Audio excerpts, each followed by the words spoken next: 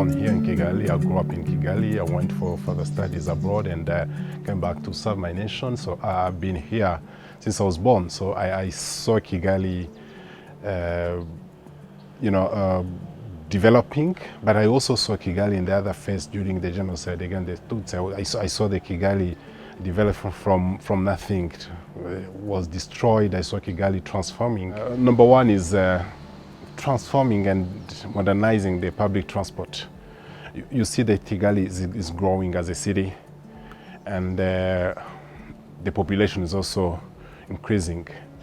And we wish also to see how we can improve a little bit the public transport to the extent that people can be able to actually leave their own vehicles and use public transport.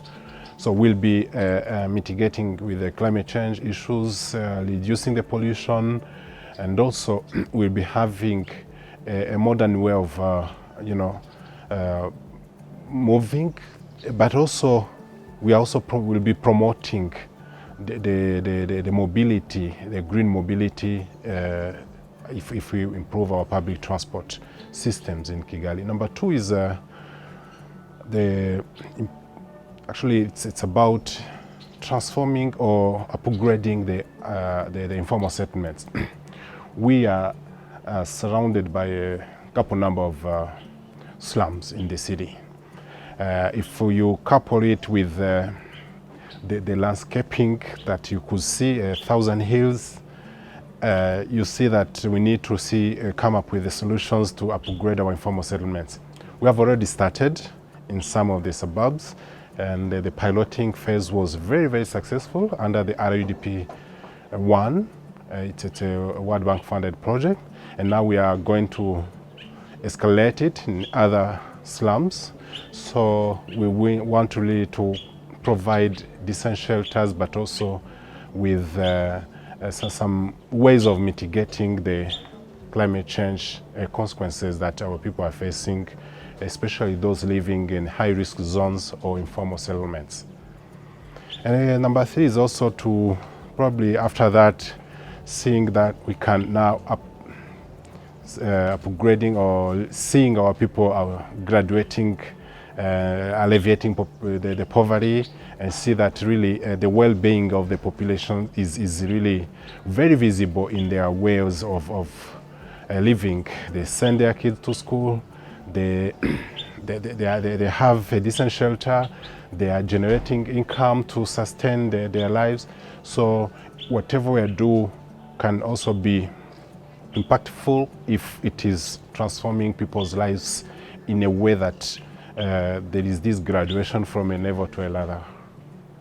We need to take actions that are very much sustainable, be it in education. How do we see these education systems that is a knowledge-based economy transforming our society? We need to see ways of reducing or mitigating the shocks or the risks that are surrounding us from the humans' actions. I would say here the pollution, the rainfall, the deforestation, all these can also be human actions that can really, at the end of the day, destroy this beautiful city of ours. So how can we come up with strategies to sustain our actions, at the same time prevent, mitigate, but also being really very forward-looking in our actions that can sustain our actions for the future of the generations that are coming up?